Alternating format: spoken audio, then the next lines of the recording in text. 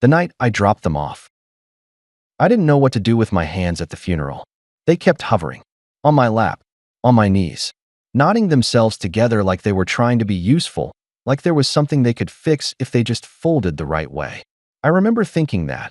How stupid it was to worry about what my hands were doing when Jessie was standing 3 pews up, looking like someone had taken a vacuum to her insides. My wife, Megan, sat very straight beside me, our youngest curled against her. Our 9-year-old, Lily, had her head on my shoulder, her hair tickling my neck.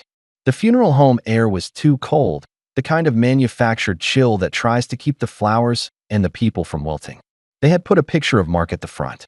It was one of the photos from a beach trip we'd taken together a couple of summers ago. He had his arms slung around both girls, grinning, and you couldn't tell in the picture that he'd been complaining about sunburn the whole day. I'd taken that photo. Megan kept glancing at it like it might move, like he might wink. Jessie didn't cry, not in the dramatic, audible way you'd think a widow might at her husband's funeral. She just stood there, a little bent over, staring at the casket. Sometimes her mouth would tremble, like a word almost made it out and then changed its mind. Megan's hand tightened on my knee. I covered it with mine. That was what I was supposed to do. Provide the solid surface where everyone else's emotions could land. That's the role I know how to play. The calm center. The stable one. The guy who holds the coat while the storm hits. People spoke. The pastor. A co-worker of Mark's. His older brother. They told stories about his sense of humor, his work ethic, his devotion as a father. The word devastating got used a lot. Tragic. Too soon. All the words that sound big enough to be helpful and still manage to feel like styrofoam. At some point, Megan slipped her hand from under mine and wiped at her eyes. She doesn't cry easily. I watched her thumb catch a tear halfway down her cheek, like she could control even gravity if she tried hard enough. I should be up there with her, she whispered. You are, I said. You're here. She shook her head. No, I mean beside her. She shouldn't be doing that alone. Jessie was standing next to the casket as people moved past in a slow, shuffling line. They hugged her, said things, and she nodded as if she understood any of it. She's got Mark's parents, I said quietly, because it was the logical thing. Her sister. She's not alone. Megan gave me a look like I'd missed something obvious. They're grieving too, she said. They're not. They can't be what she needs right now. I didn't argue. I'm not sure I had an argument. I told myself I'd remember to ask Jessie later if she needed anything practical. Yard work, repairs, whatever. Something I could fix. I'm good with things that have instructions. The line moved, and soon it was our turn to go up. Lily's hand slipped into mine, clammy. Our younger daughter, Emma, clung to Megan's skirt. Jessie saw us, and something in her face shifted. It wasn't quite relief, but it was closer to recognizing a familiar shape in a room full of strangers. Megan went straight to her, wrapped her arms around her like she could physically stop her from falling apart.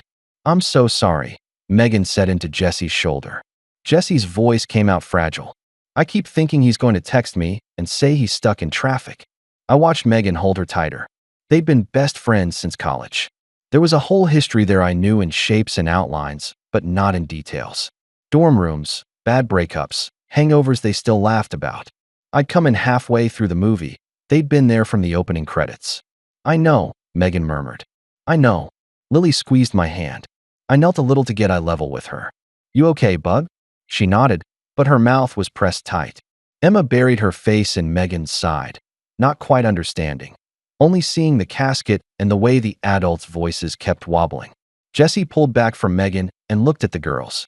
Oh, my sweet girls, she said, bending down to them. Thank you for coming, okay? It means a lot. Lily nodded again.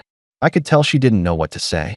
6 and 9 is too young to understand the permanence of this, but old enough to feel that something permanent has shifted. I said the expected phrase. We're so sorry, Jess. Anything you need, you call us. Okay, anything. I meant it in that vague, socially appropriate way. Meals, a ride somewhere, help with paperwork. I didn't know then that anything would turn into something else entirely. Jessie nodded. Her eyes were puffy, but dry. Thank you, Rob, she said. Megan glanced at me, something steely settling into her expression. It wasn't decided in that moment, not consciously, but looking back, I can see that's where it started. Or maybe the funeral was just where it became visible. Either way, That was the first day I felt my role quietly rearrange itself around me. You think grief is a few big moments, like the funeral, the burial, the first holiday without them. But it sneaks into the small, ordinary things too. I noticed it the first time I went to Jesse's house after everything, about a week later. Megan had gone pretty much every day since the funeral, usually in the afternoons, sometimes into the evening. The first few days I didn't say anything. I took a few extra shifts, did more around the house, told myself it was temporary. These first weeks are the worst, Megan said one night, pulling on her coat while I loaded the dishwasher. She's like numb. I just don't want her to be alone with that. It was reasonable. Megan is a good friend. It's one of the reasons I fell in love with her. When we were younger, it was charming, the way she dropped everything to help someone move apartments or bring soup to a sick coworker. But those favors back then didn't rearrange the foundation of our lives. I kept telling myself that. The first time I went over with her and the girls, Jesse's house looked exactly the same from the outside. Same blue shutters, same cracked walkway I'd been saying I'd help Mark fix since last summer. The same wind chime by the front door, jangling out of tune. Inside, it was like someone had taken a picture of their life mid-movement and then hit pause. Half a coffee cup ring on the kitchen counter. A pair of Mark's running shoes by the back door. His jacket on the hook, with his keys still in the bowl beneath. Jessie was in the kitchen, staring at a pile of mail like it had personally wronged her. "Hey," Megan said softly, going to hug her. Jessie leaned into her, then straightened. "Sorry, I was just bills. Insurance. I don't even know what some of this is. If you want, I can help you go through it." I offered, because here was something concrete. Numbers, paperwork. I could do that. She gave me a tired smile. "Maybe later. Right now I just want to pretend it's all spam." The girls wandered toward the living room, where the TV was on low. A kid's show, lingering from some other day. A blanket was draped over the couch, one end dragging on the floor.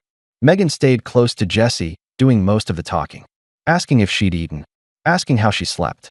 Questions with answers that didn't really matter as much as the fact that they were being asked. I made myself useful. Dishes. Taking out trash. The small chores you do in someone else's house without being asked because it feels rude not to. When I opened the fridge, I saw takeout containers lining the shelves. People had been dropping off food, clearly. Grief comes with casseroles. Most of them were half-eaten or untouched. "You need anything from the store?" I asked. "Milk, bread." She shook her head. "I keep forgetting to eat," she admitted. "Megan's been forcing granola bars on me." "I have," Megan said. "And I will again." They gave each other a tiny smile. They had this language between them, built over years. I fit into it in specific ways. Husband, co-parent, family friend. I've never minded that. You don't have to be the center of every circle. But as the days passed, I started to feel like I'd been quietly moved to the outer ring. The first week after the funeral, I took it as a given that Megan's place was with Jessie. I handled school drop-offs and pickups, cobbled together dinners, did bedtime mostly on my own. When I was on call, I kept my phone fully charged and close, ready to jump if needed. My shifts are weird. I work maintenance at a medical facility, not glamorous, but solid. Sometimes I'm on call overnight. There's an extra stipend for that, which we need. We've been juggling bills for a while. Mark's death didn't cause our financial stress. It just made it feel more fragile. "Tell me if it's too much," Megan said once, giving me a quick kiss on the cheek before heading out late on a Tuesday. Jessie had texted that she was having a bad day, which could mean anything from crying all afternoon to sitting in silence. "I know it's a lot, Rob. Just tell me, okay?" And I meant to. I really did. But every time she'd say something like that, she'd look so guilty in advance, like she already felt the weight of choosing Jessie over us. If I then said, "Yes, actually, this is too much," I'd be the one shoving the guilt knife in deeper. So I do what I do best, swallow it. "We're okay," I'd say. "Just text if you'll be late, so I know what to tell the girls." She'd nod gratefully, like I'd confirmed that I was the man she needed me to be. The steady one. The understanding one. The girls started asking questions, of course. "Is Mom sleeping at Jessie's?" Emma asked one night, as I tried to coax her into her pajamas. "No, kiddo," I said. "She's just helping Jessie for a little while. She'll be back before you wake up." "Why is Jessie so sad?" Emma's nose wrinkled the way it does when she's thinking. "Because her husband went to heaven," Lily said from the top bunk, voice small but matter of fact. I swallowed. We don't go to church regularly, but heaven is an easier word than everything you know can end without warning. Yeah, I said. She misses him a lot. So mom is keeping her company. How long does someone miss someone? Lily pressed. I didn't have a neat answer, and I hate that. If you give kids a number, they hold you to it. It depends, I said slowly. It gets different over time. Maybe not less, but less sharp. Does that make sense? Like when you scrape your knee and it hurts a lot at first, Emma offered. But then it's just a scab. Kind of, I said. It wasn't a bad analogy. So when Jesse's scab is better, mom will come home more? Lily asked. I hesitated for half a second too long. Yeah, I said. She will. This is just the very beginning. That's all. The thing about saying, just for a little while, is you never really pin down what a little means. It stretches. It shifts. It creeps. By week 2, Megan's visits to Jesse had turned into a routine. Leave after lunch, back in time for bed, sometimes. Occasionally she'd stay later, texting that Jesse had had a breakdown and she didn't want to leave her alone. She didn't get out of bed till 2, Megan would say, towing off her shoes at midnight while I stood at the kitchen sink, hands still damp from washing dishes. She said she felt like she was drowning between the sheets. I'd nod. Picture Jesse's small frame lost in a big bed, and my irritation would fold itself back up and tuck into my chest. Did the girls give you a hard time? She'd ask. Nah, I'd lie. We're good. We're figuring it out. Because on paper, we were. No one was going hungry. The girls got to school on time most days, their hair reasonably brushed, their homework mostly done. It was messy and I was tired, but families do this all the time. Single parents do this all the time. People manage. The difference is, I hadn't signed up to be a single parent. Not even temporarily. I started noticing the small ways the imbalance crept into everything. At Lily's soccer practice, I was the only dad there alone every time. The other moms gave me sympathetic smiles. One of them, Kelsey, with forever ponytail energy, said, You've had them a lot lately, huh? Your wife okay? She's helping a friend, I said. Her best friend's husband passed away. Oh my God, that's awful, Kelsey said, hand flying to her chest. Of course she's helping. That's so kind of her. I nodded. Yeah, she's really there for her. Well, if you ever need a sitter, Kelsey added. My niece does babysitting. I shook my head. Money's tight right now, but thanks. Because that was the other thing. Every extra shift I took helped, but not enough. The girls needed new shoes. The car needed new tires soon. The electric bill had this way of creeping up no matter how many lights you turned off. I don't know when exactly my understanding started to curdle into resentment, but I can guess. It might have been the night Megan forgot Emma's parent-teacher conference. I'd reminded her the day before. I'd texted her that afternoon. Don't forget Emma's conference at 6. We're supposed to both be there. She'd replied, I know. I'll be there. Just leaving Jesse's now. At 5:45, I bundled both girls into the car. We'd arranged for them to sit in the hallway while we talked to the teacher. Megan would meet us there, she'd said. By 6:05, she wasn't there. Emma swung her legs anxiously on the plastic chair outside the classroom. Maybe mom had to pee, Emma said logically. Sometimes it takes me a long time to pee. Lily rolled her eyes. She's coming. Right, Dad? Yeah, I said, looking at my phone. No missed calls. No texts. At 6:10, Mrs. Daniels opened the door, smiling. Come on in, Emma. And Mr. Carter, right? She said to me. That's right, I said. My wife's on her way, I think. She might just be running a few minutes behind. We sat down at the kiddie-sized table, my knees bumping the underside. Emma perched on a tiny chair between us. Mrs. Daniels started talking about Emma's reading level, her social skills, the way she always offered to help other kids. I nodded in all the right places. I made jokes to keep Emma from feeling like she was in trouble. My phone stayed dark on the table. By the time we were done, it was 6:25. I stepped into the hallway and called Megan. No answer. I said to no one in particular. The girls looked at me, faces expectant. Maybe she's stuck in traffic, Lily suggested, though she sounded doubtful. Or the car broke. Or she just forgot, I said before I could stop myself. The words landed in the air like a dropped plate. Emma's shoulders slumped. She wouldn't forget, she said, but it sounded like she was trying to convince herself. I smiled, but it felt stiff. She's got a lot on her mind right now, I said. Cut her some slack, okay? We'll figure it out. We drove home. Halfway there, my phone buzzed. Megan, oh my God. I'm so sorry. I just looked at the time and, Rob, I'm so sorry. I'll explain when you get home. I stared at the text at a red light. My first impulse was to type, don't worry about it. It was fine. That was my default setting. Instead, I put the phone face down in the cup holder and drove the rest of the way in silence. The girls picked up on it. Kids are emotional barometers. They can always tell when the pressure drops. Are you mad at Mom? Lily asked quietly. No, I said. I'm just tired. It wasn't untrue. It just wasn't the whole truth.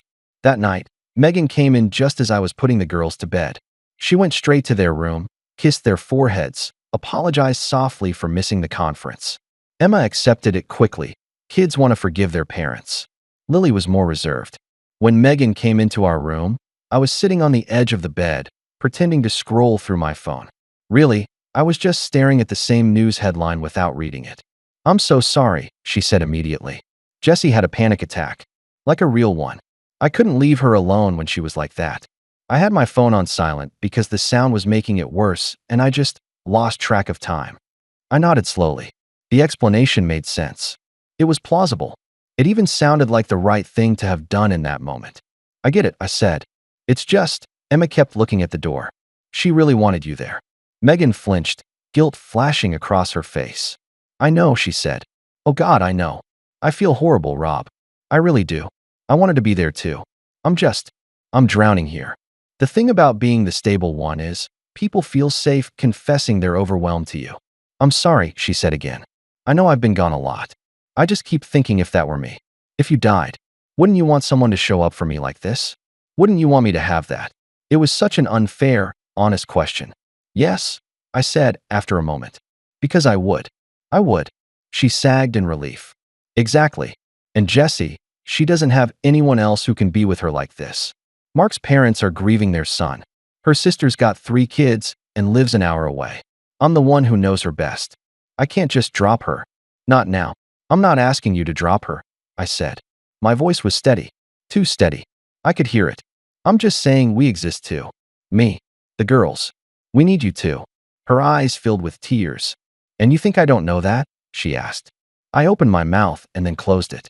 Because if I said, you're not acting like you know it, we'd be somewhere we couldn't easily get back from. So I took a breath and said, I'm just tired. That's all. I'm trying to hold it together here. Megan stepped forward and wrapped her arms around me. I know, she whispered. I appreciate you so much. Really. I promise it won't always be like this. There it was again. It won't always be like this. A promise without a timeline. I hugged her back, because I do love her. Because she wasn't doing any of this to hurt us. Because intent is a real thing. Because she was right. If our positions were reversed, I want someone showing up for her every day, making sure she ate, that she didn't walk into traffic in a grief fog. I just hadn't expected that someone would be her, while I tried to be everything else. The night everything snapped started like 100 other nights. The day had been long, but unremarkable. I'd gone into work early to cover for a co-worker, fixed a leaking pipe, replaced a dozen ceiling tiles, dealt with a temperamental HVAC unit that didn't care about my schedule. The girls had school, then after-school programs. Megan had left just after lunch, saying, I'm just going to check on Jessie. I'll be back way before bedtime. I was on call that night.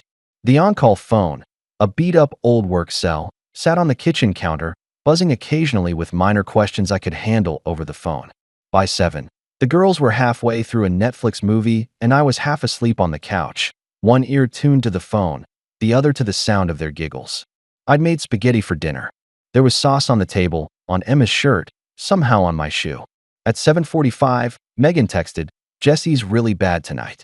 She's talking about how she doesn't see the point of anything. I don't feel good leaving her. We can talk when you're not on call. I stared at the message. The girls were brushing their teeth. Bedtime was usually around 8 on school nights. I typed, okay, just make sure your ringer is on in case I get called in and need you to come home. She replied, I will. Thank you. I'm sorry. I'll make it up to you. I put the phone down. I tucked the girls in. We did the usual ritual, one story, one glass of water, one reminder that monsters aren't real. Emma insisted on my checking under her bed, even though we both knew I'd find nothing but dust and a stray sock. By 9:15, the house was quiet. I washed the dishes, packed 2 lunches, laid out the girls' clothes for the morning. I tried not to check the time, but I kept doing it anyway. 9:22, 9:40, 10:05. I thought about calling Megan and asking when she'd be home, then decided against it. It would sound whiny, needy, like I didn't trust her to judge the situation. At 10:17, the on-call phone rang. It was the night supervisor from the facility. "Hey, Rob, sorry to bug you, but we've got a situation with the boiler," he said. "It's making a sound I don't like, and the temp's dropping in the east wing. I need you to come in. Soon." I looked at the clock as if it could give me ideas. 10:17. The girls were asleep. Megan was across town with a woman who felt like the world might be better off without her. "Yeah," I said. "Okay, I'll be there as soon as I can." I hung up and called Megan immediately. It rang, and rang, and rang. Voicemail. My heart did this slow, heavy drop. I called again. This time it went to voicemail faster. I texted. "I got called in. I need you to come home." I watched the typing bubble that didn't appear. I called again. On the fourth try, she finally picked up. "What?" Megan's voice was strangled, like she'd been crying. "I got called in," I said, keeping my own voice level. "They've got a boiler issue. I need to go in. You need to come home and be with the girls." She exhaled sharply. "Rob, I can't leave right now. I'm on call," I said slowly, like she might not have understood the first time. "You know what that means. I have to go. I can't leave the girls alone." "I know what it means," she snapped. "I'm not an idiot. But Jessie is. She's sitting on the floor of her bathroom right now saying she doesn't know why she's even here.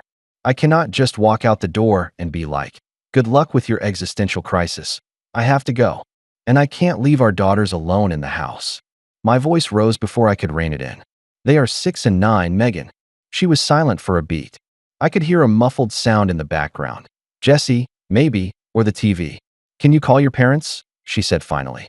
"They're an hour away," I said. "It's after 10, and they both get up at 5. They can't get here in time." "What about a sitter?" she said. "We don't have the money for a sitter," I said, fighting to keep the edge out of my voice. "We've had this conversation, remember? Just this once," she argued. "We'll figure it out later." "With what Monopoly money?" I said, before I could stop myself.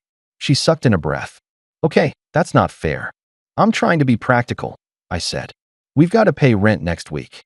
The bank doesn't accept IOUs." Written in my wife's best friend was sad. As soon as the words left my mouth, I regretted them. They sounded uglier out loud than they'd felt inside my head. Megan went quiet. When she spoke again, her voice was cold. "Wow," she said. "You know what? I'm sorry Jessie's grief is such an inconvenience to your schedule." "That's not what I started." "I can't leave her right now," Megan said over me. "You're going to have to figure something out." I felt something in my chest twist. "What does that mean?" I asked. "What exactly does figure something out mean in this situation, Megan?" "I can't teleport. I can't split myself in two." "You're resourceful," she said flatly. "You always figure it out." "I have to go." She's shaking. "I'll call you later."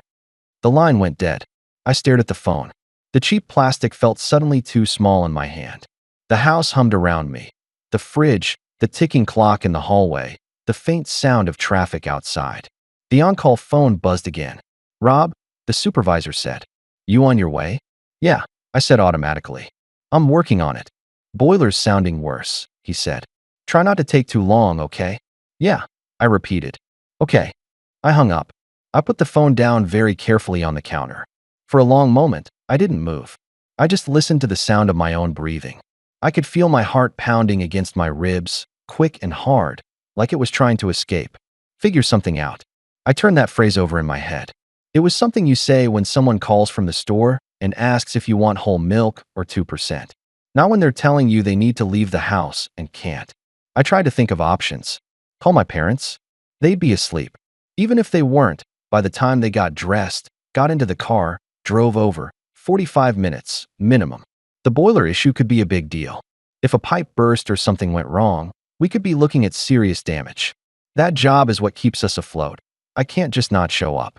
Her parents weren't an option. Not allowed near the kids. We'd drawn that line thick and clear after the last incident.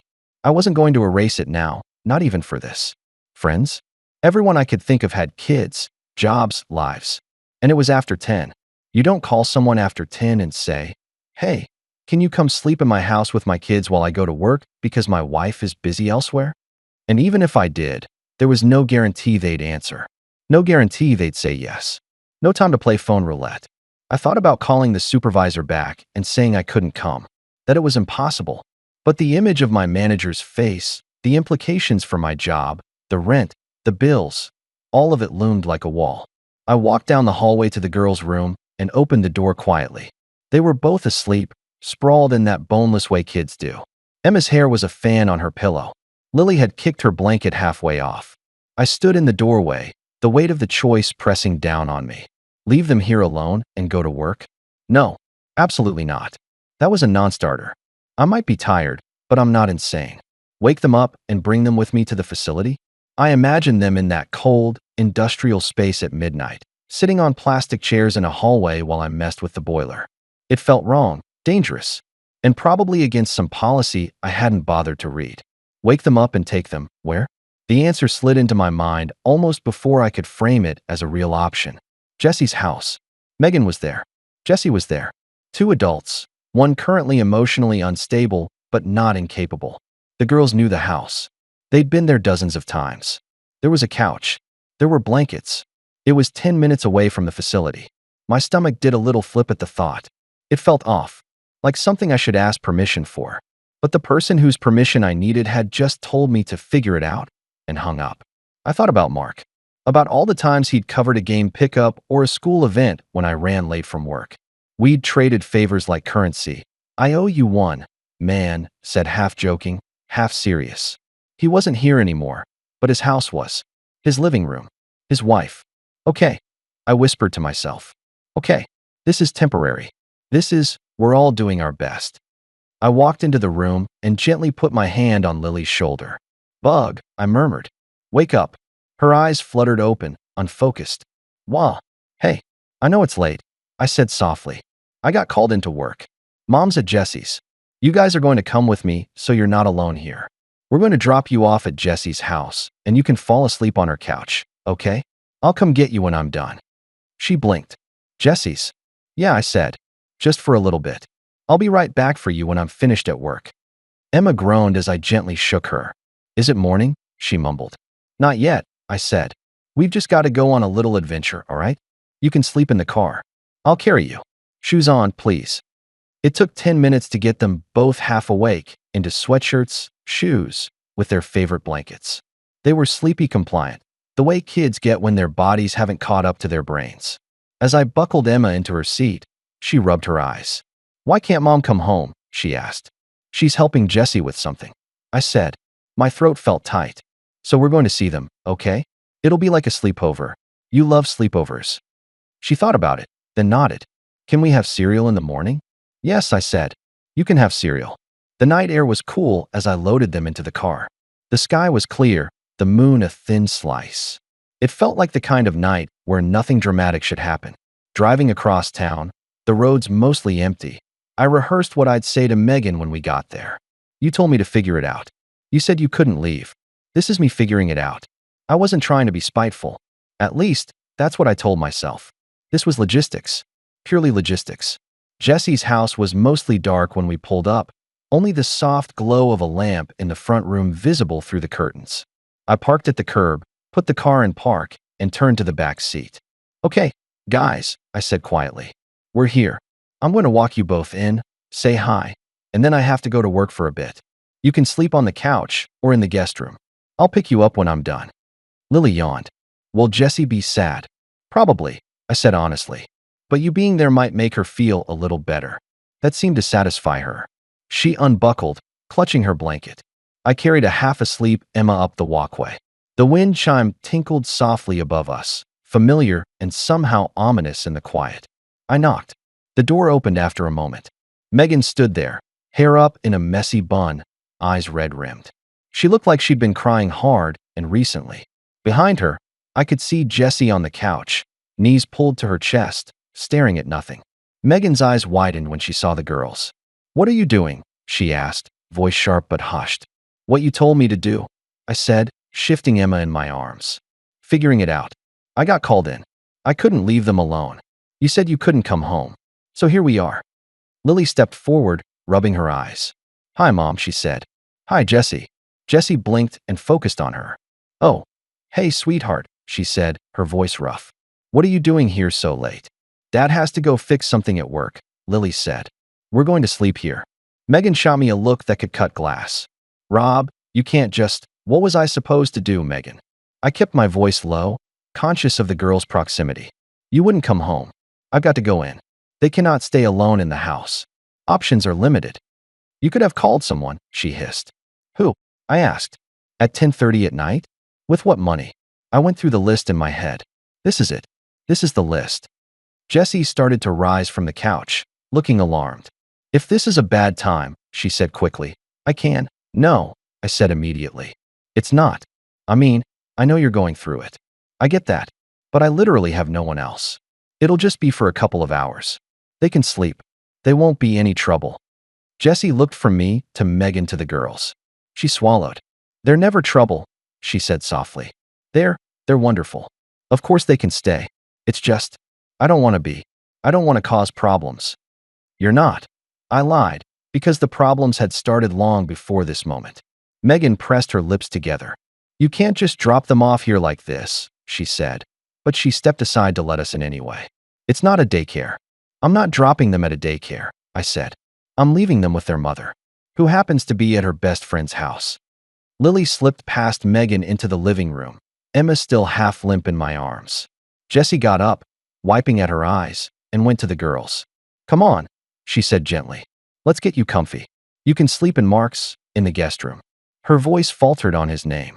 I set Emma down carefully, and she immediately latched onto Jessie's hand. "Cereal in the morning?" Emma mumbled. "Absolutely," Jessie said, managing a small smile. "We've got probably 5 boxes. People brought cereal like it's a grief cure." The girls followed her down the hallway. Their small footsteps faded.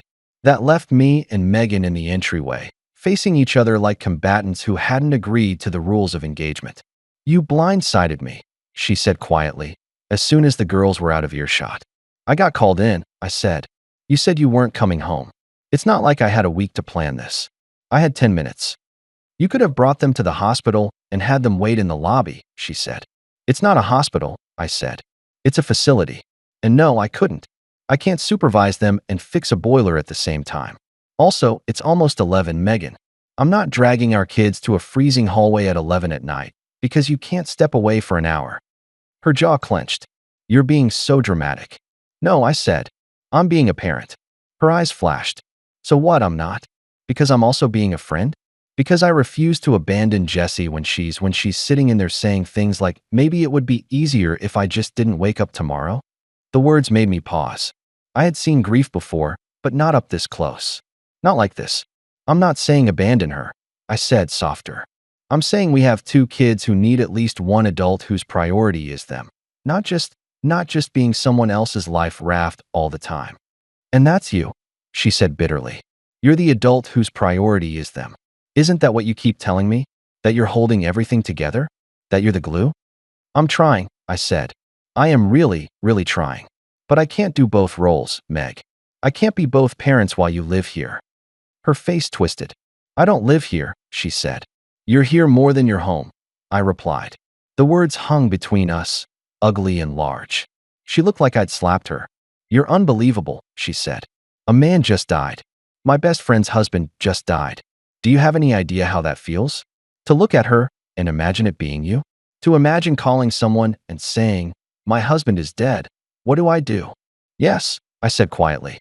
"I do think about that. Every time I go into work, every time I get in the car, every time I hear sirens. I think about you getting that call. I think about the girls. I think about it a lot more now. And you know what? It makes me want to spend more time with you. Not less." She flinched again, like I'd found a raw nerve. "I have to go," I said, feeling the on-call phone heavy in my pocket. "They need me there. The girls are safe here, with you. We can talk about this later. But I can't lose my job because we can't agree on whose grief takes priority." Her eyes filled with tears again, but this time they were angry. "Wow," she said. "You really are a heartless fucking man sometimes." The words slid under my skin and sat there. I waited for my usual response to kick in, the quick retreat, the apology, the self-blame. It didn't. Not fully. Instead, a different kind of quiet settled over me. Not the calm I was used to, the one I wore like a uniform. This was colder, cleaner. No, I said. I'm not heartless. I'm just tired. There's a difference. She stared at me, like she was trying to reconcile this version of me with the one she thought she knew. I turned toward the door. Tell the girls I'll pick them up as soon as I'm done, I said. Make sure their alarms are set for school. Lily likes the one with the birds. Emma likes the one with the bells. Don't tell me how to parent, she snapped. Then start doing it, I said, and immediately wished I could shove the words back into my mouth. Her eyes widened, hurt leaking through the anger. I opened the door, stepped out into the cool night. The wind chime tinkled behind me, useless and tuneless. In the car, I sat for a moment with my hands on the steering wheel, not turning the key. My heart was pounding again. I could still feel the echo of the last thing I'd said. Then start doing it. It had been lurking in me for weeks, maybe longer. All the swallowed frustrations, all the it's fine s, all the unspoken nights of doing everything and telling myself it was temporary. They'd finally found a way out. It didn't feel satisfying. It felt scary. I turned the key. The engine coughed to life. I pulled away from the curb, watching the small shape of Jesse's house recede in the rearview mirror. On the way to the facility, my phone buzzed once with a text from Megan. I glanced at it at a stoplight. We'll talk when you get home. There was no heart emoji, no apology, just that. I typed a reply, then deleted it. There was nothing I could say right now that wouldn't make it worse. And I had a boiler to fix. So I drove into the night, the streetlights flashing across the windshield, thinking about the line between being strong and being invisible, and how I might have crossed it without noticing. When I got to the facility, the night supervisor met me at the back entrance, rubbing his hands together. Man, am I glad to see you, he said. It sounds like the boiler's trying to speak whale. I managed a humorless chuckle. Let's go listen to it then. As we walked down the echoing hallway, the concrete floor cold under my boots, my brain split itself in two out of habit. One part focused on the mechanics, the gauges, the sound of pressure, the checklist in my head. The other part replayed the scene at Jesse's house on a loop, each sentence landing differently with every iteration. You're a heartless fucking man. Then start doing it. You told me to figure it out. I tightened a valve, listened to the hiss. The boiler had a rhythm. Grief did too. I don't know how long I worked down there. An hour, maybe two. Time in those mechanical rooms feels different, compressed and stretched all at once. Eventually, the pressure readings stabilized, the noises settled into their normal range, and the supervisor stopped hovering like a nervous parent. You're a miracle worker, he said, clapping me on the shoulder. Just following the manual, I said. He grinned and headed back upstairs, leaving me alone with the machines and my thoughts. I sat on an overturned crate for a moment, wiping my hands on a rag. My fingers were streaked with grease. They looked like they belonged to someone competent, someone who could fix things. I couldn't shake the image of my daughter's faces as I'd carried them into Jesse's house. The trust in their sleepy eyes. The way they hadn't questioned my decision. Kids don't know how many calculations go into the simple instruction, get in the car. I checked the time. Almost 1:30 a.m. I called Jesse's house phone, half hoping no one would answer and I could leave a message. Jessie picked up after the second ring, her voice low. Hello. Hey, it's Rob, I said. Sorry, did I wake you? No, she said. I was just lying here. The girls are asleep. They conked out like little rocks. You done? Yeah, I said. I'm on my way back to get them. There was a pause. You don't have to rush, she said. They're okay here. If you want to sleep before driving, I'm okay, I said. I'd rather have them home for the morning. Routine. Sure, she said. Megan's on the couch. She hasn't moved much since you left. Something in the way she said it made me picture Megan sitting upright, rigid, staring at nothing. The image made my chest ache and tighten at the same time. Okay, I said. I'll be there soon. I hung up and headed for the parking lot, the fluorescent lights buzzing overhead. Outside, the night had thinned. There was a hint of blue at the horizon, the earliest suggestion of morning. I drove through mostly empty streets, the city feeling like it was holding its breath. Pulling up to Jesse's house, I killed the engine and sat there for a second, gripping the steering wheel. I didn't know what version of Megan would be inside. Contrite, furious, numb. I knocked softly. Jessie opened the door this time, wrapped in a robe. She looked exhausted, but calmer. They're in the guest room, she whispered. They're so sweet. Emma talks in her sleep. Did you know that? Yeah, I said. She narrates her dreams. Jessie gave a small smile, then sobered. You two okay? She asked, searching my face. I considered lying, saying we were fine, just a little tense, nothing to worry about. But Jessie had enough lies of omission in her life right now, I guessed. We're not okay, I said, surprising myself with the honesty. But we're functioning. She nodded slowly. That's a start, I guess. I walked down the hallway to the guest room. The girls were curled up together on the bed, blankets tangled around them. Lily's arm was flung over Emma protectively. For a moment, watching them breathe in tandem, I felt this sharp, overwhelming love that almost knocked me over. Whatever was happening between me and Megan, this was the center. These two small humans, trusting us to not screw it up irrevocably. I gently woke them, murmuring, "Hey, sleepyheads. Time to go home."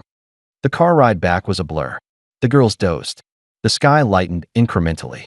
My thoughts buzzed in my head like trapped flies.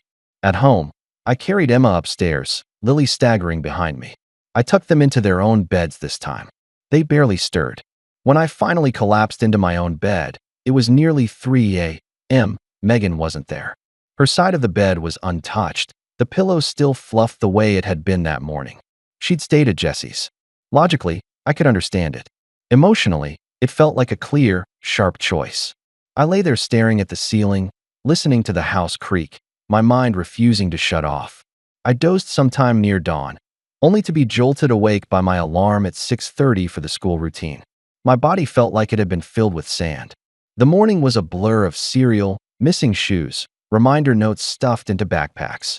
The girls moved a little slower than usual, dark circles under their eyes. "Mom's still at Jessie's?" Lily asked, glancing at the empty side of the bed as she passed our room. "Yeah," I said. "She stayed to help out." Emma frowned. "Jessie must be really, really sad," she said. "Yeah," I said again. "She is." On the drive to school, I rehearsed a dozen versions of the conversation Megan and I would have when she came home. By the time I dropped the girls off and headed back, my words had worn themselves thin. Megan was in the kitchen when I walked in, still in the jeans and sweatshirt she'd been wearing the night before. Her hair was pulled back, but messy. Her eyes were rimmed red, with that puffy look you get from crying too long and then stopping abruptly. We stared at each other across the kitchen like two people who'd woken up in a room they didn't recognize. We had jobs. We had kids. We had bills. We had grief's long shadow stretching from someone else's house into ours. And we had the argument that was about to set the tone for everything that followed. Megan was staring at the coffee maker when I walked into the kitchen. It was running, but there was no mug under the spout. Coffee dripped straight onto the hot plate, pooling, burning, releasing that bitter, scorched smell. She didn't seem to notice. I reached over and shut it off.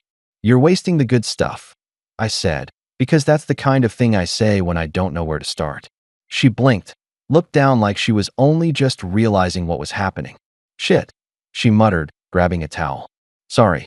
We moved around each other in stiff choreography. I got a mug, poured what was left in the pot. She wiped the plate, turned on the tap, rinsed the towel. The small, ordinary sounds of the kitchen tried to fill the space between us. They didn't. "You get the girls to school okay?" she asked finally, keeping her eyes on the sink. "Yeah," I said. "They were tired." "Sorry," she said again automatically. I sipped the coffee. It was lukewarm and burnt tasting. "We've both said sorry a lot in the last few weeks," I said. "Doesn't feel like it's doing much." She set the towel down, very carefully. "So say what you actually want to say," she replied, voice low. Instead of dancing around it, the invitation sat there like a dare. What I wanted to say was tangled, resentment, fear, love, exhaustion all knotted together. I'd spent so long smoothing my feelings into palatable shapes that the raw ones felt unfamiliar on my tongue. "I don't want to fight," I said. "That's not the same as talking," she shot back. I put the mug down, harder than I meant to. Coffee sloshed over the rim onto the counter. "Fine," I said. "You want me to say it?" "I'm angry, Megan. I'm really, really angry." She flinched, like the word itself hurt. "At me?" she said, even though it wasn't a question. "Yes," I said. "At you. At this situation. At Mark for dying and leaving this crater we're all falling into. At myself for not saying anything sooner. Pick one." She leaned back against the counter, crossing her arms. Defensive posture. You think I'm not angry? She asked. You think I enjoy feeling like a terrible mother and a terrible friend no matter what I do? I don't think you're a terrible mother, I said. I think you've been absent. There's a difference. You're not here, Meg. Not for them. Not for me. Her eyes flashed. I am here, she insisted. I'm here right now. I was here yesterday morning, and the morning before that, and gone the rest of the time, I said. You come home late. You leave early. When you are here, your head is somewhere else. You're texting Jessie in the middle of dinner. You're checking your phone while Lily is telling you about her science project. You missed Emma's conference. You missed soccer practice. You didn't even notice when Emma outgrew her shoes until she got blisters. Tears sprang to her eyes. Don't do that, she whispered. Don't weaponize the girls. This isn't a weapon, I said. It's a fact. You can't fix a problem you won't look at. She swallowed hard, breathing a little faster. You think I don't know I've missed things? She said. You think I don't go to bed every night making a list of all the things I screwed up that day? Then what are we doing? I asked. Because from where I'm standing, you're trying to be everything to Jessie and whatever's left over goes to us. And most days, there's not much left. That's not fair, she snapped. Maybe not, I said. Maybe fairness got buried with Mark. But this is how it feels. Silence stretched between us. The fridge hummed. Somewhere outside, a car door slammed. Megan rubbed at her eyes, smearing yesterday's mascara. You dropped our kids off at a house where a woman is actively talking about not wanting to live, she said. And you're lecturing me about priorities? I'd been waiting for that. Jessie didn't say that to me. I said, you did. You gave me that information and then told me you couldn't leave. You put me in an impossible position. So your solution was to add 2 more people to the impossible situation? She said. What if she'd done something? What if I came out of the bathroom and your daughters were sitting on the couch alone and Jessie was? Her voice broke. I closed my eyes for a second. The image made my stomach drop. I didn't think she was going to hurt herself in the 30 minutes it took me to get to work, I said quietly. Maybe that was naive. But she's not helpless, Meg. She's in pain, yes. But she's still a person. And you were there. I trust you not to let something like that happen. She laughed, a short, bitter sound. Well, that makes one of us. I stared at her. You don't trust yourself? She lifted one shoulder. Grief does weird things, she said. You wouldn't understand. Something sharp twisted in me at that. You keep saying that, I said slowly. You wouldn't understand.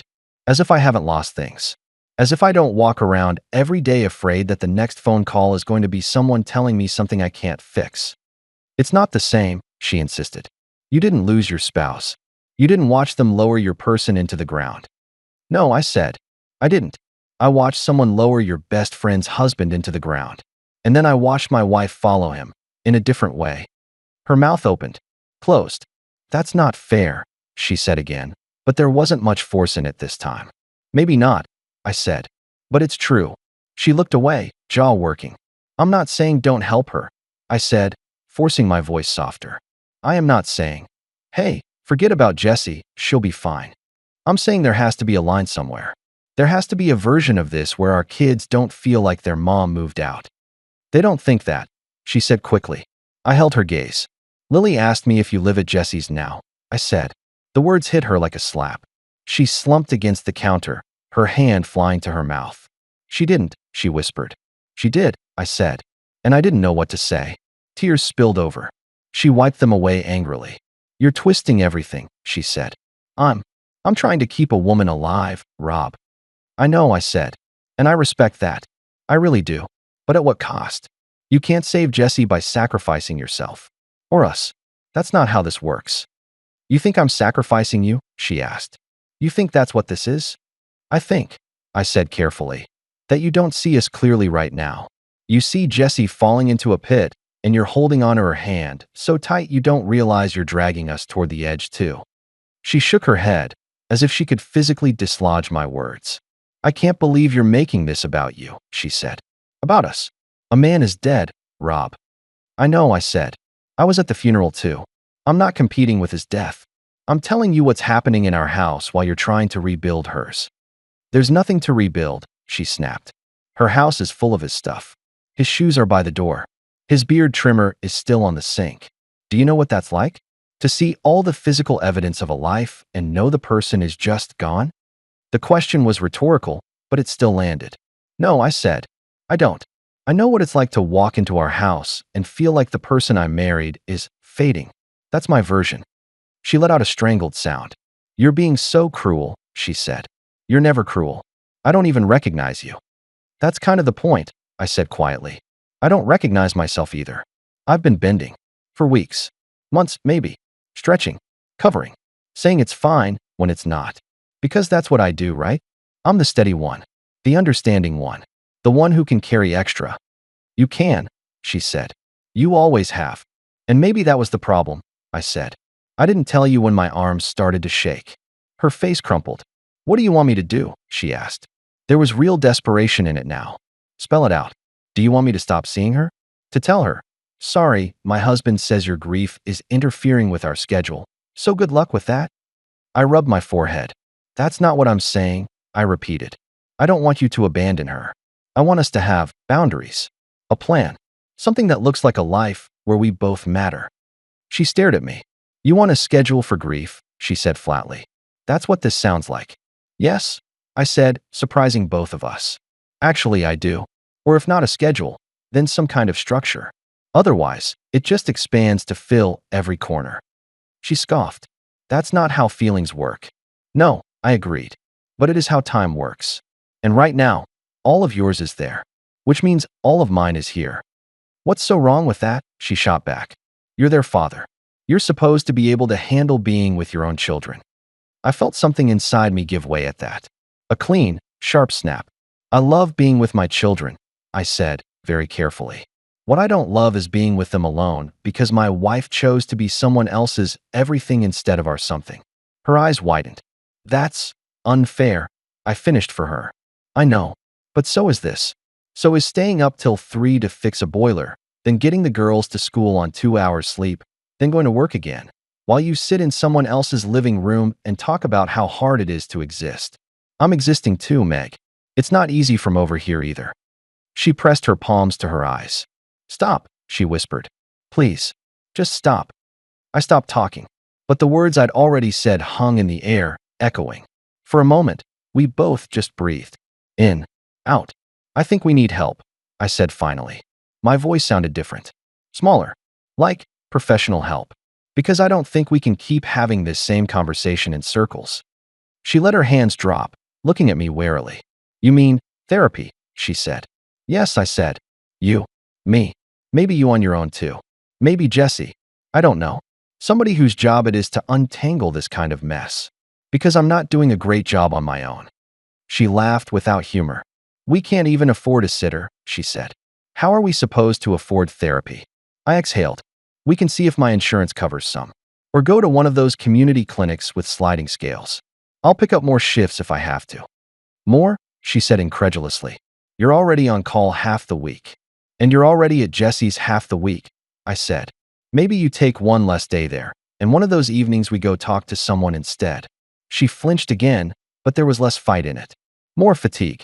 You're asking me to choose between my grieving best friend and my husband, she said. Do you hear how that sounds? I'm asking you to choose us too, I said. Not instead. Too. She looked at me for a long time. I could see the conflict playing out behind her eyes, like watching storms roll over a landscape. Finally, she sank into a chair. I don't know if I can do both, she admitted. Her voice was small now, honest in a way that made my chest hurt. Every time I leave Jesse's, I feel like I'm abandoning her. But every time I'm here, I feel like I'm abandoning you and the girls. There's no winning. That's what grief does, I said quietly. It makes every decision feel like a betrayal. But the fact that it's hard doesn't mean we get to pretend the consequences aren't happening. She covered her face with her hands again. Her shoulders started to shake. I recognized that kind of crying. The ugly, choking kind you don't want anyone to see. For a second, my instinct was to go to her, wrap my arms around her, say, I'm sorry, forget I said anything, it's okay. The reflex was strong. The well-worn path. I stayed where I was. It felt cruel. It also felt necessary. After a while, she scrubbed at her cheeks and looked up. I'll call someone, she said. A therapist. Today. I don't know who yet, but I'll find someone. I nodded. Okay. And I'll try to cut back, she added, the words seeming to physically pain her. At Jesse's, not just disappear on you. I can't promise I'll be good at it. I'm not asking for perfection, I said. Just effort. Visible effort. She huffed out a breath. You make everything sound so measured, she said. Grief isn't measurable. No, I agreed. But calendars are. And right now, that's what our kids understand. How many bedtimes you're here for? How many mornings? Her eyes filled again. Do they really notice? She asked. Yes, I said. They really do. She nodded slowly, like someone accepting a diagnosis they'd suspected but hoped to avoid. Okay, she said. Okay, I'll try. It wasn't a solution. It wasn't forgiveness. It was a small, shaky bridge over a very deep gap. For the moment, it was all we had. The first therapy session was 3 weeks later. In between, things got marginally better and significantly more complicated. Megan started coming home earlier some nights. Not always. Sometimes she'd still text, Jesse's having a rough one. I can't leave yet. But there were more evenings where she was actually there for dinner, for homework, for the bedtime gauntlet. The girls lit up on those nights like someone had turned up the brightness of the whole house. She compensated in ways that looked frantic. Baking muffins at midnight for the school fundraiser. Signing up to chaperone a field trip she then had to cancel last minute because Jessie melted down. Doing art projects with the girls in an over-caffeinated haze because she felt guilty for missing one the week before. Some nights, she crashed hard. Fell asleep on the couch at 7, exhaustion catching up like a wave. I'd drape a blanket over her and watch TV with the sound low, the house weirdly peaceful for a few stolen hours. I kept doing what I'd been doing, working, parenting, keeping the wheels on. But now there was a new layer, a constant, low-grade dread about the conversation we'd have in that therapist's office. About hearing, officially, how I'd failed her. Failed Jessie. Failed everyone. Because that's how my brain works. It always finds a way for everything to be my fault. The therapist's office was in a converted Victorian house that smelled faintly of lavender and dust. Dr. Ramirez was a small woman in her 50s with dark, assessing eyes and a collection of scarves that probably had stories. The first time, Megan and I sat side by side on a couch that felt too soft. I kept my hands folded in my lap. Megan picked at a loose thread on a cushion. So, Dr. Ramirez said, looking between us, which one of you dragged the other here? I suggested it, I said. And I agreed, Megan added quickly. Eventually, Dr. Ramirez chuckled. That's more honest than most couples I see, she said. All right, why don't you tell me what's going on in your own words? No speeches, no rehearsed lines. Just, how does your life feel right now? We both hesitated, waiting for the other to go first. Polite even here. It feels like my life got rerouted to someone else's house, I said finally. The words surprised me with how easily they came once I started. Like I went from being a husband and a dad to being a stand-in. A placeholder. The guy who does the logistics so my wife can do the emotional heavy lifting somewhere else. Megan's jaw tightened, but she didn't interrupt. And for you? Dr. Ramirez asked, turning to her. It feels like I'm trying to keep my best friend from drowning while my husband yells at me for getting wet, Megan said. Her voice was clipped, but she kept it steady. Like no matter what I do, I'm abandoning someone. There it was. Two truths that didn't cancel each other out. Dr. Ramirez nodded slowly. Grief rarely only affects one person, she said. It ripples. You're both getting hit by the wave, just from different angles. We spent most of that first session just laying it out. The timeline, the funeral, the daily visits, the on-call night, and the drop-off. Megan calling me heartless. Me telling her to start parenting. The words sounded harsh in the neutral air of that room, stripped of adrenaline. At one point, Dr. Ramirez held up a hand. I'm going to stop you there, she said to Megan. You said something interesting. You called him heartless. Where did that come from? Megan looked down. I was angry, she muttered. I don't doubt it, Dr. Ramirez said. But you could have said a lot of things. You chose that one. Why? Megan picked at the imaginary lint on her jeans. Because he was talking about schedules. Money. Logistics. When I was looking at a person in pieces, she said finally. It felt like he didn't care that Jessie might kill herself if she was alone. I never said that, I interjected. I care a lot. She held up a hand to me. We'll get to you, she said gently. Right now, let her finish. Megan sighed. Rob is rational, she said. He always has been. He's the guy who labels the bins in the garage, who keeps lists, who knows exactly how much is in our savings account. That's stuff I've always loved about him. But in this, it felt like he was trying to spreadsheet grief. And I couldn't breathe. And it came out as heartless. Because I needed him to feel it with me, not manage it. Dr. Ramirez nodded thoughtfully. So heartless was less about him not having a heart, she said, and more about you not seeing it where you wanted to see it. Megan frowned, like she was trying to decide if that felt accurate. Maybe, she said grudgingly. All right, Dr. Ramirez said, turning to me. When she said that, what did you hear? That I'm a bad person, I said immediately, surprising myself with the bluntness. That everything I've been doing doesn't count. That all the nights I've stayed up and the shifts I've taken and the lunches I've packed are invisible. That I'm failing. That's a lot to load onto one word, she observed. I shrugged one shoulder. It's not just one word, I said. It's years of being the strong one. Of hearing, you're so good at handling things and knowing that if I have a breakdown, the whole structure collapses. So when she says heartless, it lands on top of all of that. Why didn't you tell her that? Dr. Ramirez asked. I blinked. Tell her. I feel like a failure? I said. What good would that do? Maybe it would give her more data than you're being controlling about the calendar, she said. Information is useful in relationships, especially the vulnerable kind you think is useless. Megan glanced at me, eyebrows drawn. Do you really feel like a failure? She asked quietly. I hesitated. I could smooth it over. Make a joke. Say I was exaggerating for effect. Yes, I said instead. My voice came out rough. A lot lately. Her face crumpled. I didn't mean, I know, I said. But intent doesn't cancel impact, right? Dr. Ramirez made a little sound, like a therapist satisfied with a phrase. We talked about the girls, about Lily's question, about Emma's serial fixation, about the way kids absorb things by osmosis. At one point, Megan started to cry again when she realized she hadn't asked many questions about how the girls were handling any of this. I just assumed Rob was taking care of it, she said, voice breaking. He always takes care of everything. And did you ask him if he could? Dr. Ramirez asked. She shook her head. I just expected him to. Expectation without confirmation, Dr. Ramirez said. That's a dangerous combination. We left that first session feeling wrung out and weirdly lighter. Nothing was fixed. But at least we'd said things out loud that had been echoing in our heads alone. On the drive home, Megan stared out the window.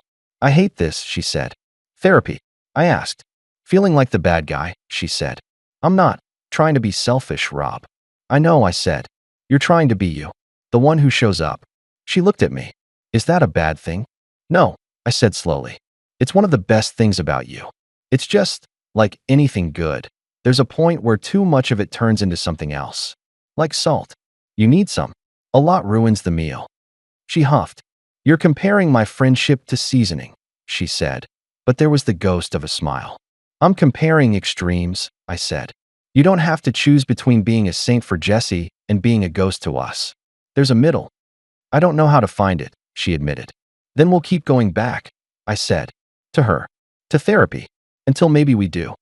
Things didn't magically improve after that. That's not how stories like this work. There were still blow-ups. Still nights where Megan would come home late, eyes wild, talking about how Jesse had spent hours going through Mark's clothes and then collapsed on the floor clutching a t-shirt. Still mornings where I'd snap at the girls over something trivial because my fuse was too short. One afternoon, 2 months after that first session, I got a call at work from the school office. Mr. Carter, the secretary said, we have Emma here. Her mom was supposed to pick her up early for a dentist appointment, but she hasn't arrived and we can't reach her. I looked at the clock. 2:15, the appointment was at 2. Megan had insisted on taking her, saying, I've missed so much, let me do this one. I'll be there in 10, I said, already grabbing my keys. Driving to the school, anger and worry wrestled in my chest. By the time I walked into the office, Emma was swinging her feet on a chair, clutching a little stuffed rabbit. Daddy, she said, leaping up. I thought you weren't coming. I always come eventually, I said, hugging her. Sorry I'm late. There was a mix-up. We called your wife twice, the secretary said, frowning. No answer. I'll talk to her, I said. Thank you for keeping Emma. We missed the appointment, of course. The dentist's office charged us a cancellation fee we could barely afford. Emma got upset, not about her teeth, but about the broken promise. Mom said we were going to get ice cream after, she said, lower lip trembling. She said just me and her. I swallowed. We can still get ice cream, I said. Just with me instead. How about that? She thought about it, then nodded slowly. Okay, she said. But next time I want it to be her. Me too, kiddo, I said quietly. At home, I called Megan. Straight to voicemail. I texted, missed Emma's pickup. Missed dentist. Where are you? Are you okay? An hour later, I got a reply. Sorry. Phone died. I was with Jessie. Lost track of time. Something in me broke then, not in an explosive way. More like the slow crumble of a support beam. I didn't yell when she came home. I didn't say much at all. Just, she was disappointed, in that light, hollow voice that is worse than shouting. Megan cried. Apologized. Said all the right words. The ones that used to be enough to sand down my edges. This time, they weren't. That night, after everyone was asleep, I went into the bathroom, turned on the shower to mask the sound, and cried. I didn't sob. Not dramatically. It was quieter than that. Tears just leaked out steadily, like a pipe you can't quite tighten. I sat on the closed toilet lid, head in my hands, and let years of I'm fine drain out onto the tile. I cried for Mark, for Jessie, for Megan, for our daughters, for the version of our life that had existed before death dropped a grenade in the middle of it, for the version of myself that only knew how to be useful. At some point, my body started shaking, not just from emotion, but from sheer, accumulated exhaustion. I'd been carrying too much for too long, and my muscles were finally filing a formal complaint. When the water ran lukewarm, I turned off the shower and stared at my reflection in the foggy mirror. My eyes were red, my cheeks blotchy. I looked human, messy, breakable. It was oddly comforting. I wiped my face on a towel, took a deep breath, and went back to bed. Megan stirred as I slid under the covers. Where were you? She mumbled. In the bathroom, I said. Thinking. About what? She slurred, half asleep. About what I can and can't do anymore, I said. She didn't respond. Already gone again. The real break came a week later. It was a Saturday. No school. No appointments. A day that, in theory, could have been peaceful. I'd made pancakes, because that's the one fun dad breakfast I can do without burning the house down. The girls were at the table, arguing over who got the syrup first. The sun came in at a nice angle. It almost looked like a commercial for functional families. Megan had promised, explicitly, that she'd spend the whole day with us. No Jessie today, she'd said the night before. She's going to her parents for the weekend. It'll just be us. I'd felt hopeful for the first time in a while. Tentatively so, like holding a fragile piece of glass. At 9:30, her phone buzzed on the counter. She glanced at it, then picked it up. I watched her face change as she read the screen. What's wrong? I asked. It's Jessie's mom, she said. They got into a fight. Jessie's freaking out. She wants me to come over. Her mom says she keeps packing and unpacking Mark's stuff, and she's hysterical. I felt that fragile glass wobble. You said today was ours, I reminded her. She looked torn, really torn. I know, she said. I know I did. But this sounds serious, Rob. She's on the edge. So are we, I said quietly. She flinched. That's not fair, she said, reflexively. Stop saying that, I snapped. Stop dismissing every feeling I have as not fair because it complicates your martyrdom. The word martyrdom landed like a thrown rock. Her face hardened. Wow, she said. Okay, good to know what you really think of me. The girls went quiet, sensing tension. Lily's fork hovered over her plate. Girls, I said, forcing my voice lighter. Why don't you go play in your room for a bit, okay? I need to talk to Mom. They slid off their chairs, eyes wide, plates half finished. The sound of their feet on the stairs felt heavier than usual. As soon as they were out of sight, Megan rounded on me. How dare you, she hissed. How dare you call me a martyr like I'm doing this for attention? I'm trying to keep someone from falling apart. And I'm trying to keep us from falling apart, I said, the words coming fast now, like a dam had cracked. But you don't see that, do you? Because our collapse would be slow and boring. No dramatic tears on bathroom floors. Just distance. Resentment. Two kids who grow up thinking their father was the only parent who showed up. That is not true, she said. You know that's not true, isn't it? I asked. Where were you at Emma's last dentist appointment? She opened her mouth, then closed it. Where were you at Lily's last 3 practices? I continued. At bedtime all those nights I texted you, and you said, can't talk. She's having a moment. Those moments count too, Meg. The ones where nothing dramatic happens. That's where life lives. And you're not there. She shook her head, eyes wide and bright. I can't believe you're making me choose, she said. Do you hear yourself? I'm not making you do anything, I said. I'm telling you there are consequences to your choices, whether you acknowledge them or not. It's not that simple, she insisted. Yes, I said. It is. Today, it's exactly that simple. You promised the girls. You promised me. You said, no Jessie today. Now you have a chance to keep that promise or break it. She stared at me, breathing hard. If I don't go and something happens to her, she began. If you do go and something happens to us, does that matter? I interrupted. Or do we not count because we're not in crisis big enough to impress you? Her face twisted, anger cresting. You're being disgusting, she said. You really think this is about being impressive? About what drama points? Jessie is alone in a house full of her dead husband's things and you're mad because you might have to take the girls to the park by yourself? It's not about the park, I said. It's about the fact that you don't trust me when I tell you we are not okay. That this marriage is not okay. That I am not okay. Silence dropped heavy between us. What do you want me to say? She whispered. That I'll stay? That I'll ignore her messages? That I'll turn off my phone while she, spirals alone? I can't do that, Rob. I can't live with that. And I can't keep living like this, I said. So we're at an impasse. She stared at me, chest heaving. What are you saying? She asked. There was fear in it now. I'm saying, I said slowly, that if you walk out that door right now and leave us again after promising you wouldn't, I am going to take the girls and go stay at my parents' for a while. The words hung in the air, shocking even me. Megan went very still. You're threatening to take my children away from me, she said. Her voice was flat, deadly. I'm not talking about custody, I said quickly. I'm not talking courts or lawyers. I'm talking about space. About showing you, in a way you can't ignore, what it looks like when we're not in the same house anymore. Because right now, I don't think you believe that's even possible. You think no matter what you do, I'll just hold. Her eyes filled with tears. You would really do that, she said. You would pack them up and leave me alone here. Like Mark left Jessie. The comparison stung. That's not fair, I said. He didn't choose to die. You are choosing, every day, where to put your body. I'm responding to that. She laughed, a harsh, disbelieving sound. I can't believe you're punishing me for caring about someone else, she said. Do you even hear yourself? This isn't punishment, I said. It's triage. The wound here is bleeding too, Meg.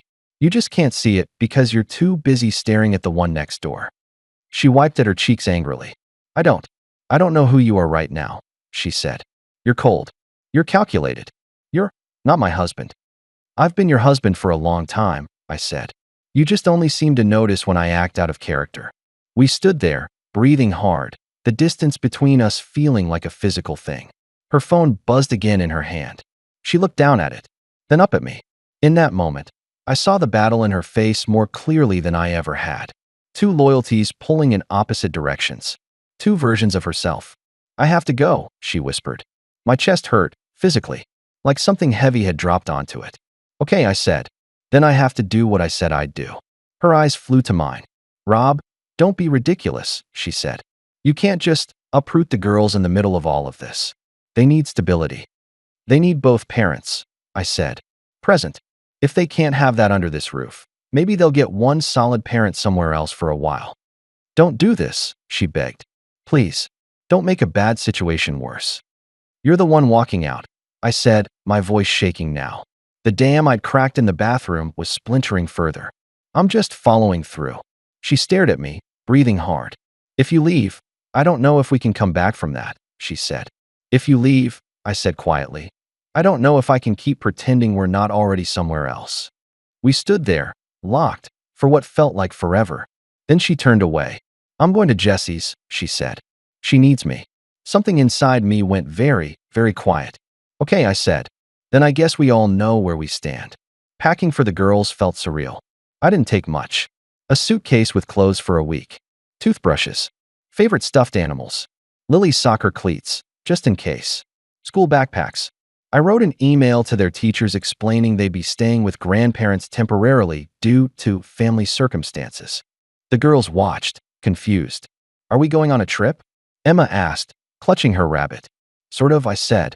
We're going to stay with Grandma and Grandpa for a little bit. Is Mom coming? Lily asked. Not right now, I said carefully. She has to help Jessie with something. But she loves you very much. Did you and Mom have a fight? Lily pressed. She was too smart for half answers. Yes, I said. I was done lying. We disagreed about something important. Are you getting divorced? Emma asked, voice wobbly. She'd heard the word on TV, probably. My chest tightened. No, I said quickly. We are not getting divorced. We're taking a break. To think. Sometimes grown-ups need space to figure out how to be better grown-ups. That was true. It just wasn't the whole truth. They were quiet as we loaded the car. I left a note on the kitchen table for Megan, even though I knew a text would reach her faster. We've gone to my parents. The girls are safe. They know you love them. We'll be in touch. I stood in the doorway for a moment, looking at the house. Our house. The one we'd painted together, argued over furniture in, baby-proofed. It looked the same. It was everything inside it that had shifted. The drive to my parents' place took just under an hour. Long enough for the girls to fall asleep and wake up again, disoriented. Long enough for me to rehearse a dozen ways to explain this to my mother. She opened the door before I even knocked, like she'd been watching for us. My parents are not perfect. I wouldn't trust them with a houseplant, let alone my finances, but they are steady in some ways. They show up when you need them. What's happened? My mom demanded, taking in the suitcases, the girls' faces. We need a place to stay for a few days, I said. Can we come in? She ushered the girls to the living room, put on a cartoon, then dragged me into the kitchen by the elbow. Tell me, she said. Now. I leaned against the counter and told her. Not every detail. Not all the therapist-approved language. Just the basics. Mark's death, Megan's constant presence at Jessie's, the missed events, the argument, the choice, her leaving mine. My mother listened, eyebrows climbing, hands occasionally flying up in disbelief when I described certain moments. I always liked Megan, she said when I finished. But that's not right, Robbie. You don't abandon your kids, not for anyone. I bristled a little at the word abandon, even now. She didn't abandon them, I said. She's overwhelmed. Grief does weird things. Mom snorted.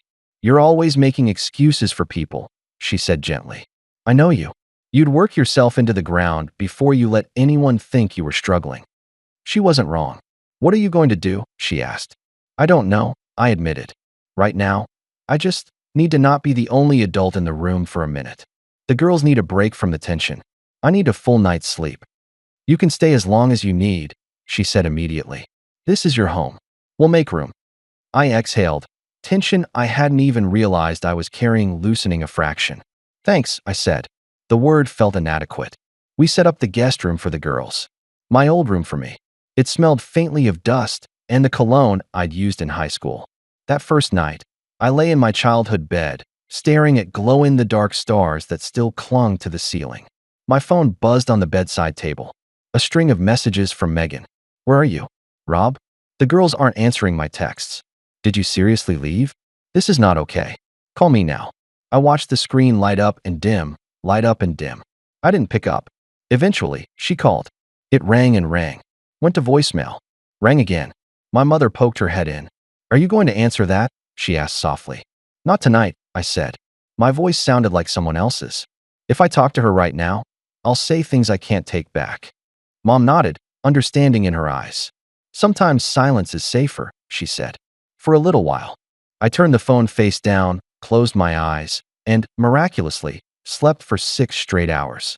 It was the best sleep I'd had in months. Maybe that's what made me cry the next morning, standing at the kitchen sink at my parents' house, watching my daughters eat cereal at the table where I used to eat the same. Not loud crying. Quiet again.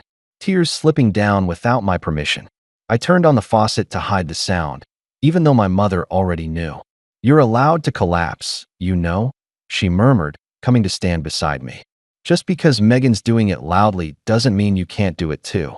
I laughed weakly. I thought I was the strong one, I said. You are, she said. Strength doesn't mean never falling down. It means getting back up differently. Megan showed up at my parents' house on the third day. I was in the backyard, watching the girls play an improvised game with a ball and some plastic cones my dad insisted might come in handy one day 15 years ago. The air was crisp. The sun was gentle. For the first time in a long time, I felt spacious inside. Not empty, just less crowded. I heard the gate creak. Turned. Megan stood there, looking smaller than I remembered. Her hair was pulled back. She wore an old sweatshirt of mine and jeans. No makeup. Her eyes were swollen, like she hadn't slept much. The girls spotted her first. "Mom!" Emma shrieked, dropping the ball and running toward her. Megan crouched, arms open, tears already spilling. "Hey, baby," she said, catching her. "Oh my God, I missed you." Lily approached more slowly, hesitation in her posture. "Are you staying?" she asked. "For a bit," Megan said, voice catching. "If that's okay." They clung to her. All three of them cried in a tangled knot by the gate. I watched, heart aching and swelling at once. My mother peeked through the kitchen window, caught my eye, and retreated, giving us space. After a while, the girls went inside with Grandma, chattering, pulling Megan's hand, showing her their makeshift beds. That left me and Megan in the yard, a few yards apart. "You didn't answer my calls," she said. No accusation in it this time. Just statement. "I know," I said. "I thought," she swallowed. "I thought you'd left." "Really left? Like for good?" "I told you where we were," I said. "I didn't disappear." "You might as well have," she said softly. "The house is so quiet. Without you. Without them. I thought I wanted quiet. I was wrong." I leaned against the fence, hands shoved in my pockets. "How's Jessie?" I asked. It wasn't a trap question. I genuinely wanted to know. Megan let out a shaky breath. "Not good," she said, "but also a little better. Her parents convinced her to see a therapist. Her doctor adjusted her meds. We found a support group online. It's work. But she has more people now. Not just me." "That's good," I said. And I meant it. "She was the one who told me to come here," Megan added. That surprised me. "Jessie?" I asked. Megan nodded. "I was at her place, freaking out because you weren't answering, and I kept saying, 'He took the girls. He left. He's punishing me.' And she just looked at me and said, 'Meg, what did you expect?'" I raised my eyebrows. "Really?" She said, "You've been here every day for months. You're always on your phone, always tense, always talking about how Rob is fine. Maybe he's not fine. Maybe you should go see." Megan's voice wobbled, and I was like, "I can't leave you." And she said, "You're not my wife. They are your family. Go. I have my parents. I have a therapist. I have a crisis line. You're not my only net." I let out a breath I hadn't realized I was holding. "Sounds like she sees things pretty clearly," I said. "She does," Megan said. "Now?" She told me she felt guilty for taking so much of me. She said she'd been so wrapped up in her own pain she hadn't thought about what it was doing to us. She cried. I cried. It was a lot. Silence settled. A dog barked in the distance. My father laughed at something inside. "I'm sorry," Megan said suddenly. The words came out in a rush. "I'm so sorry, Rob. For calling you heartless. For dumping everything on you. For missing things. For not seeing you." My throat tightened. I'd imagine her apologizing 100 different ways. None of them sounded like this, raw, unpackaged. "I know you were trying to help her," I said. "I don't think you're a bad person. I never did." "I was also trying not to feel my own fear," she admitted. "If I stayed at Jessie's, if I focused on her, I didn't have to think about what it would mean if it were you. Or me. Or us. It was like, if I could fix her, I could outrun the idea that this could happen to us." "That's not how it works," I said gently. "I know that now," she said. "Therapy helped. So did this. You leaving. It scared me. In a way nothing else has."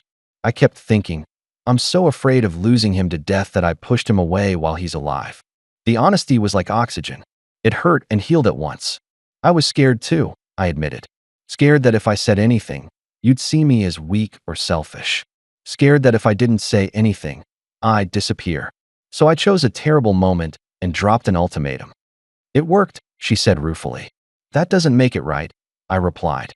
She nodded. "I know. I'm sorry for making you feel like that was your only option." We were both apologizing for different parts of the same wound. It felt necessary. "The girls are okay," I said. "They're confused. And they miss you." but they're surrounded by people who love them. Do they hate me? She asked, voice small. No, I said immediately. They could never hate you. They're wary. Lily's watching. Emma thinks we're on an extended sleepover, but they don't hate you. They want you to be okay. She exhaled, shoulders sagging.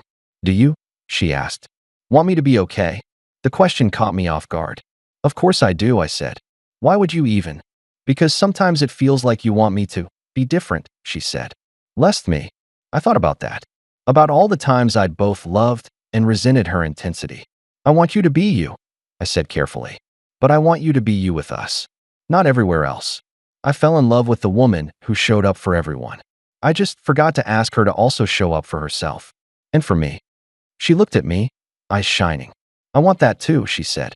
I just don't know how to not overdo it. That's what therapy's for, I said. For both of us. She smiled weakly. Dr. Ramirez says I have boundary issues, she said, making air quotes. I told her, no, I'm just really caring, and she laughed at me.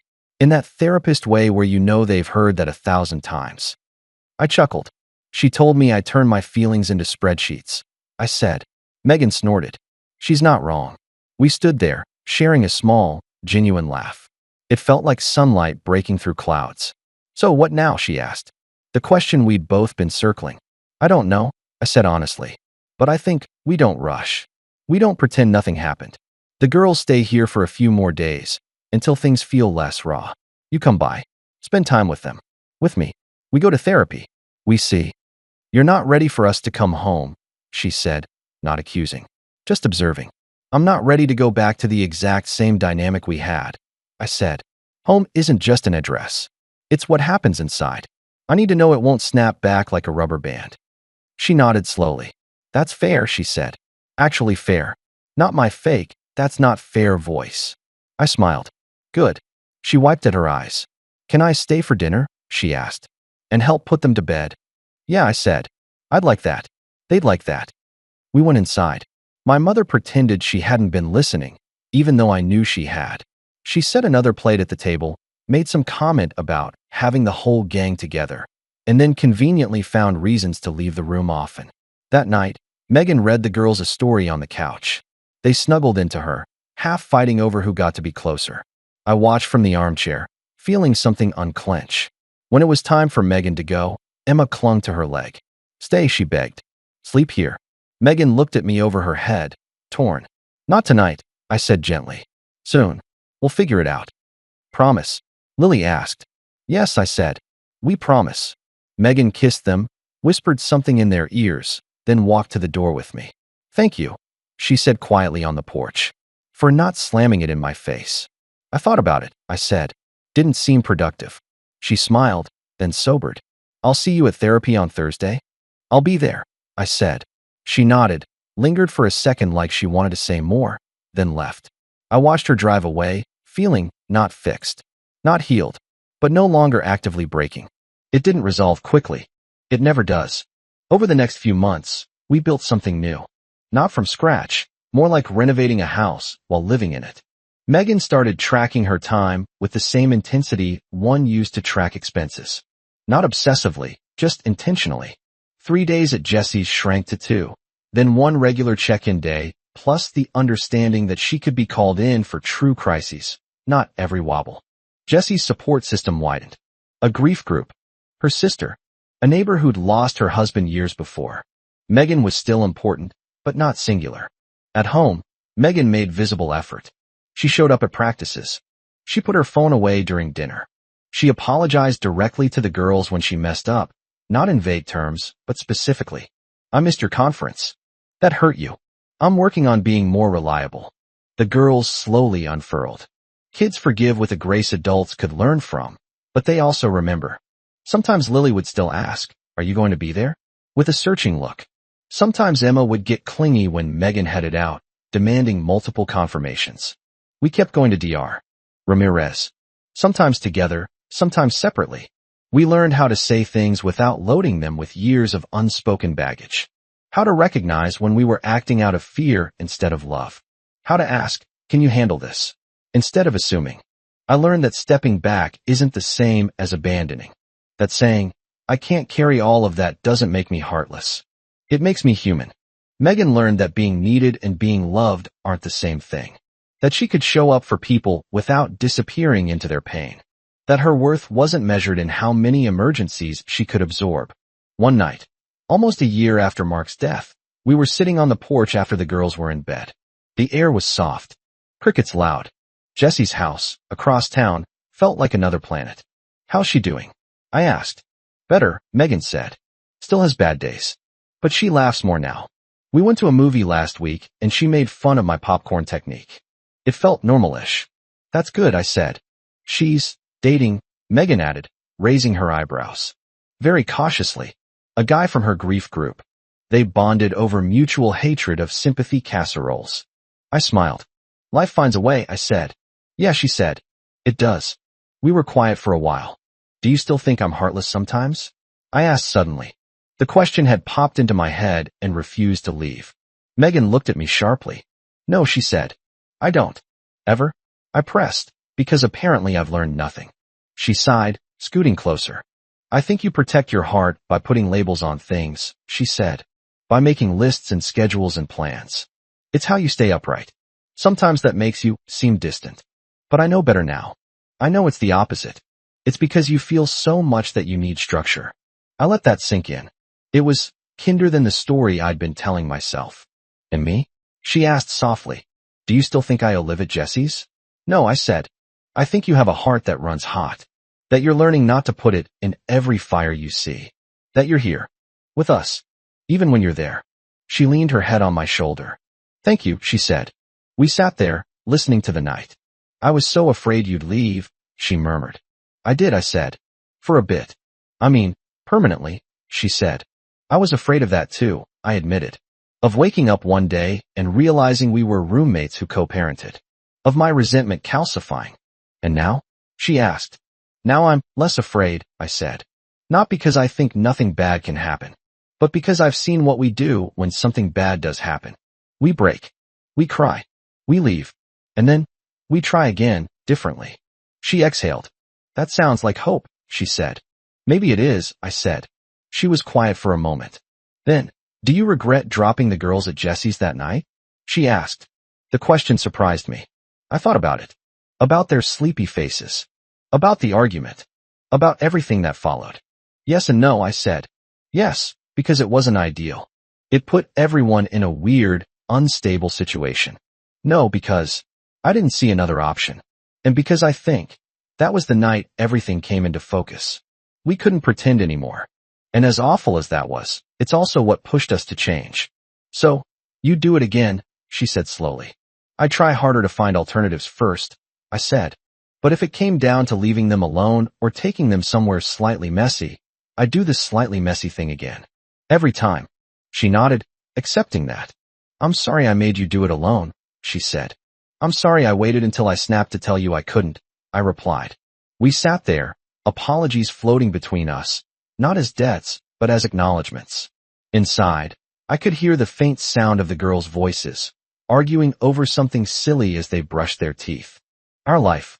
Our actual, flawed, present life. Not the one in my head or in Megan's fears. I love you, she said quietly. I love you too, I replied. Even when I'm mad. Even when you're wrong. Even when I am.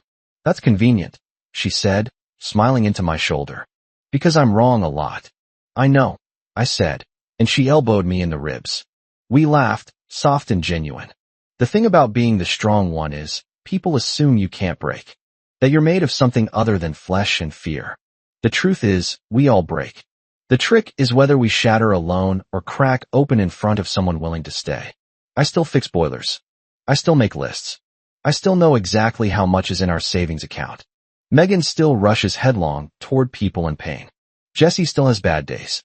The girls still forget their homework sometimes. We are not a postcard. But when the on-call phone rings now, and I have to go, Megan comes home. If she's at Jessie's, she says, I have to leave. My kids need me. And Jessie says, go? I'll be okay. And she is. And we are. Not all at once. Not forever. Just enough. One night at a time. The other day, Emma drew a picture for school. It was supposed to be my family. She brought it home, proud. That's me, she said, pointing at a scribble with a bow. That's Lily. That's you. That's Mom. And that's Jessie. Jessie was standing next to us, not in front. Not behind. Just beside. All of us holding hands. What's that?